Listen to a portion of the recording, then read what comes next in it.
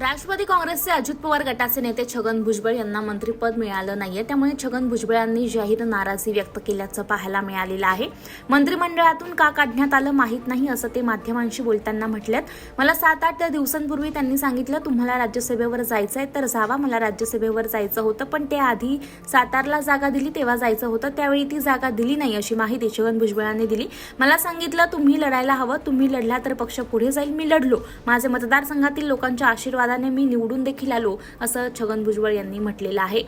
यानंतर जहा नाही चैना वहा नाही असं म्हणत छगन भुजबळ तिकडून निघून गेले।